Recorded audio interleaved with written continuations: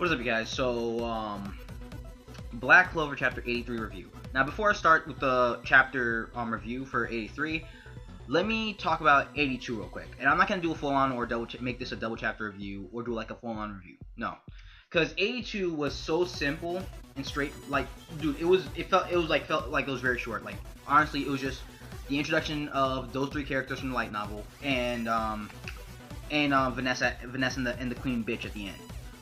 But anyways, when it comes to the introduction of these three characters, Fanell, Domina, and Mariella, we find out like in that chapter that they're from the Kingdom of Diamond. They fled there to have a better life and stuff like that, and they were saved by the Black Bolt and so on and so forth.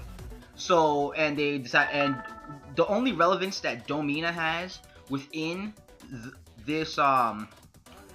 within the story. Hold on, sorry. Hold on. Let me mute this. Yeah, within the story is she basically is just from the Witch Force, so she's basically like an arc exclusive character type thing. It's, like where she's only relevant for she's probably gonna only be relevant for this particular arc. But Fanell, he said something interesting. He said that Asta was his last student. So I was like, wait, what? Like, if this is true and this dude is Asta's freaking teacher, then, dude, it's like, where the hell have you been? Like, it's like, where the hell have you been? So yeah, that's the conflicting part. But anyways, so when it comes to the introduction of these three characters, my main gripe is that Tabata Yuki, like, from the way it seems, like, from the way the chapter 82 was, it was like we were expected to know who these characters were, but in that small little panel where it was an explanation of who they are and stuff like that, that was just there to, like, I guess it felt like it was just there to remind people who they were. And I was like, so yeah, honestly, like, but shout out to Josh Peters for even mentioning that these characters are actually from the light novel. So honestly, when it came to the execution of Tabata Yuki incorporating characters from the light novel to the main story, I felt like he should have like tried to regulate him, try to regulate it much better. Instead of just like giving us like one small panel of explanation of who they are and stuff like that, maybe we could have had like a bit of a flashback, like, you know, like a little bit of a flashback, like some of the things that's happened in, like, yeah, he could have just done like a brief summary where he could have just given us a flashback of the Black Bulls meeting them and stuff like that, and so on and so forth, and how they got to know each other. That would have been much better. That would have been much better and much properly executed than as opposed to the way he did it. So yeah, that's my thing about the three characters being from the light novel being introduced to the main story. And honestly, if Black Clover gets like an official anime and stuff like that, and the anime is doing well, and so I'm hoping that like once they make it to a certain point in the story, like before the Water Temple arc of Black Clover, once they make it to that point, if the anime is doing well, I hope they just animate the light novel as a filler arc, because not only will it get these, once we make it to this point in the story right now, it'll get the whole thing with these characters out of the way, but like it would be more so like it would be better because it will actually put like the story could get further ahead if the story so they could animate more material. If Black Clover does, I don't know, become like a long-running series, but I'm kind of hoping it stays seasonal. It's gonna suck for the wait, but it's gonna be better animated if it stays seasonal and stuff like that. But yeah, we'll see how it goes once Black Clover gets an official anime. Because World Trigger, it became a long-running season, a long-running series, even though like it was just supposed to be running for a year, but like it overstepped that, and right now the anime is on hiatus until so that the manga can catch up. So yeah, but anyways, let me stop talking about chapter 82. Jeez, I wish like freaking Yeah, about 5 minutes. Yeah, because like it's like counting up to 5. So I wasted about 5 minutes talking predominantly about that. I'll like leave like a note at the like a note somewhere saying that like where to skip and stuff like that, like within like the beginning of the video. But anyways, let's move on to chapter 83. I forgot about that. Like I lost train of thought. Like yeah, but chapter 83. This chapter of Black Clover, honestly, it was better. It was definitely better than last week's, obviously. The ending, I felt like that was like, there should be like, there needs to be a lot of explanation.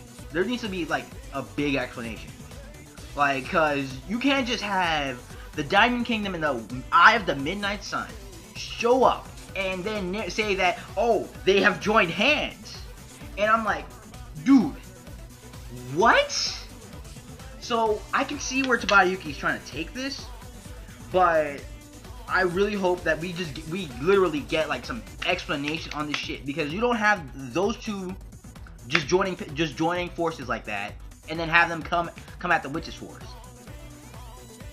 Like you don't have that. Like I'm like, dude, that's some pretty, like, that was quick. That was like some pretty fast shit. So yeah, when it comes to that, I was like, but I'll get more into it later on. So the chapter, they make it, the crew mix it to the Witch's Force, and they're still trying to hide the secret from Asta and stuff like that about what's going on. And so Domina, she has these cloaks that hides everybody's presence, and basically the guy, she only had 2 of them, so they had to get into groups of 3s to hide under the cloaks. You know, guys with guys, girls with girls, that usual stuff. And Domina says that basically the queen bitch, she has a bunch, like, she has like her mana, like her mana or like magic, whatever, spread throughout the entirety of the Witch's Force. So if you use your magic within the Witch's Force, she'll know exactly when and where you are. Like she'll know exactly where you are, and not only that, but she has these security golems like roaming around the Witch's Force, and if they see any intruders, they'll get their buddies and they'll start blasting you. They'll start basically blasting you.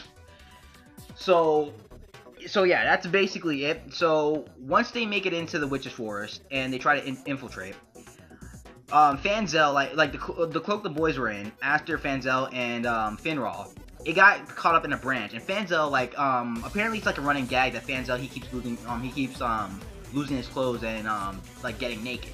And so Fanell got his clothes ripped off, and the golem saw them, and then everybody started getting chased by the golems, and a bunch of them showed up, started blasting them. And then Domina's like telling them, you know, to rush into the castle and bust through. So that's exactly what they did. So once they make it into the castle of the queen bitch, basically we see Vanessa on the ground, and the queen is stepping on her face, and she's like imperfect and stuff like that. And then Asta gets pissed off, you know, usual Asta. He's like, yo, what the hell are you doing with Vanessa? Yeah. And then Asta tries to rush her, even though he's still like he's crippled and everything.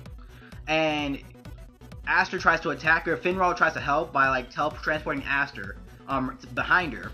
But then the familiars literally just got in the way. Like the familiars, for those of you that don't know, they're the animals that the witches use, like the cats and the crows. So the familiars, they got in Asta's way and they entrapped him.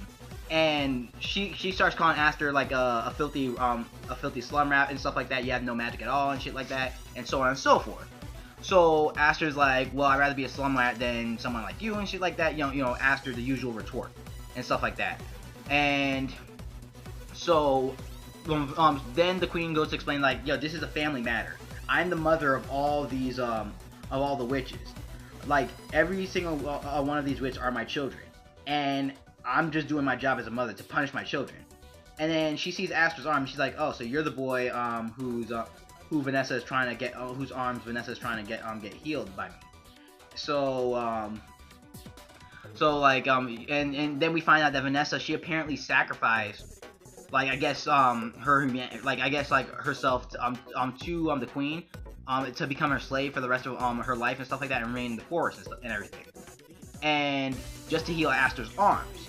So, and then Asta's shocked by this, and then this queen begins to sense something within like her area, her like within, I guess, like, think of it like more so like as a giant dome. That's how I like to put it. Like I guess like one of their like she felt like a magic presence, and she's like, oh crap, they're early, and as if she foresaw them coming from the first time, like as if she foresaw the enemies coming, and then she creates like this ball of mana, and we see we get a visual look at what's going on, and we see from the left coming in the freaking Eye of the Midnight Sun, and Fauna, she's on like the salamander from what it seems, and the salamander looks straight up like a freaking dragon.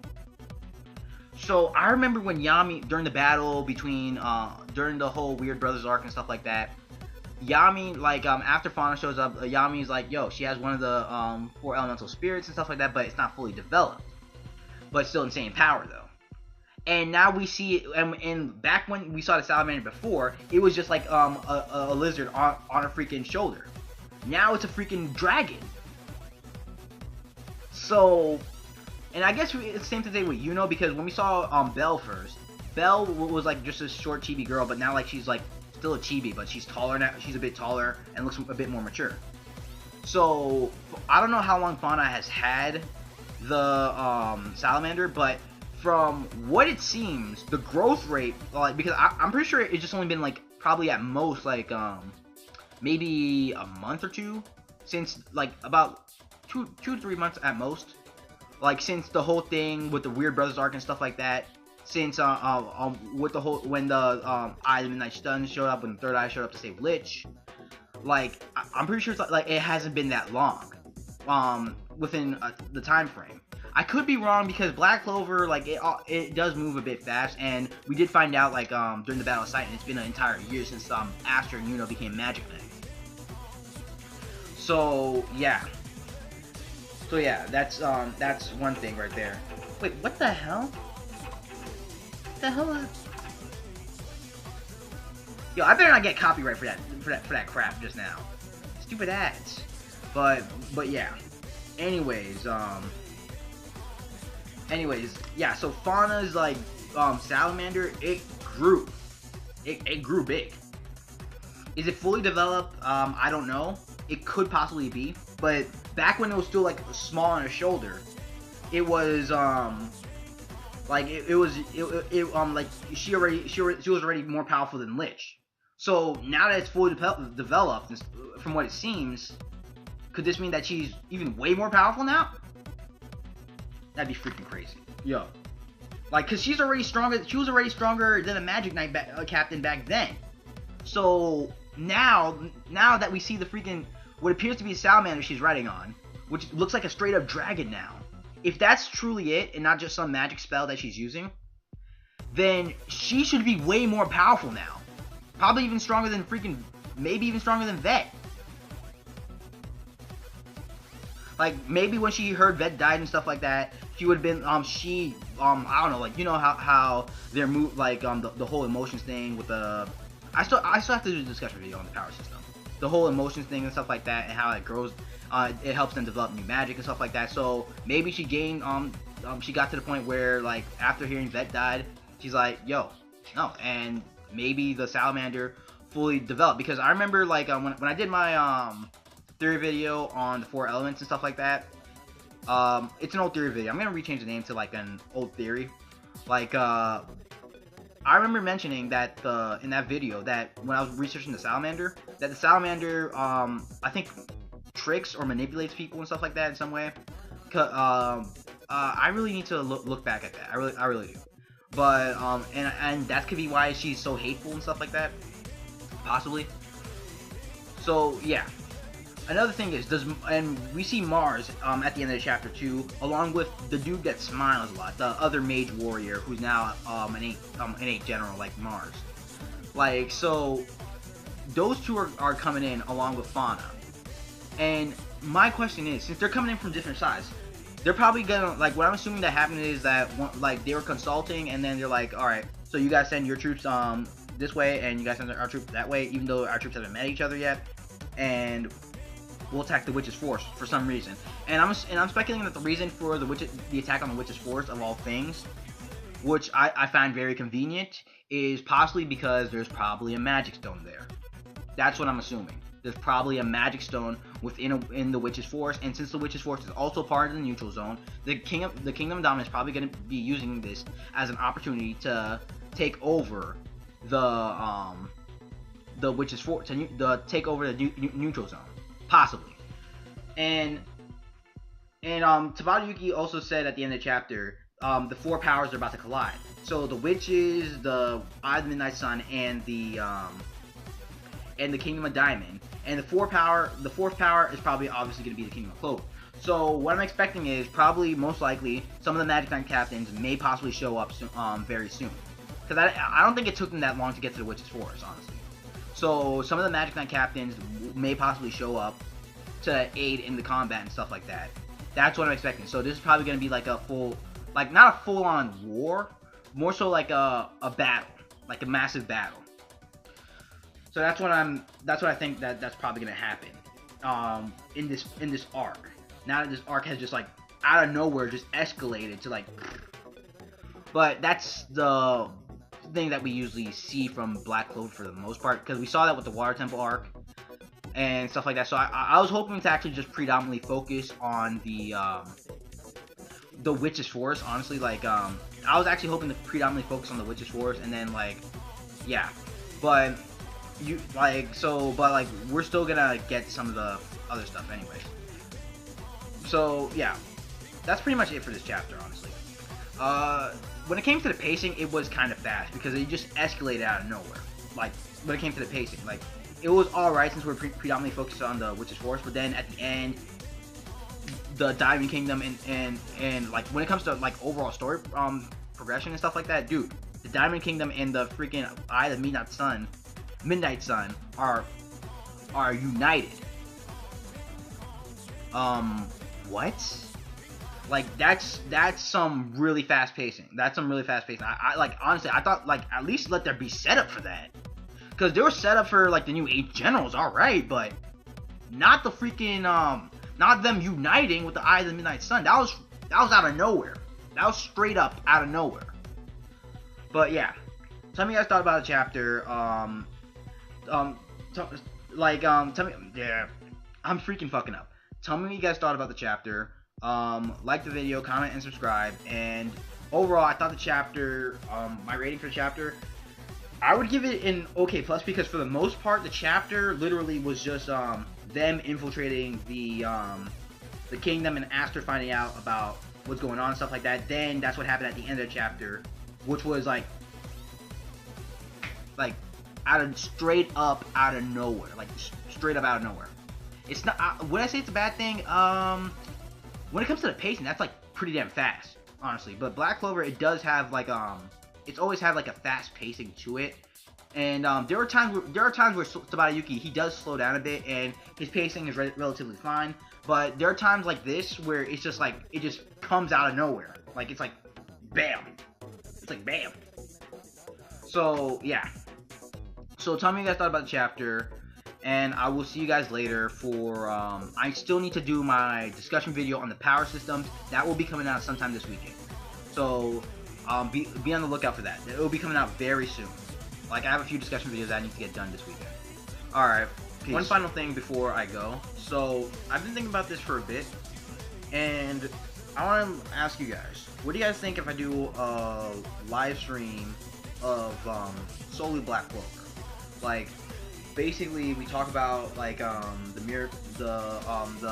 material and stuff like that. Like share our thoughts on what's happening in this or that instance of the story and stuff like that. And I kind of want to, like, try and do, like, a stream for the first time, because this if we do this is gonna be my first live stream. So yeah. So yeah, like, and yeah. So let me know what you guys think about that. And you guys can ask questions like, I guess how I got into Black Clover, or like, what I think about certain characters, and so on and so forth. So, and like we'll talk for an hour, and yeah. But anyways, that's pretty much it. I'll see you guys later.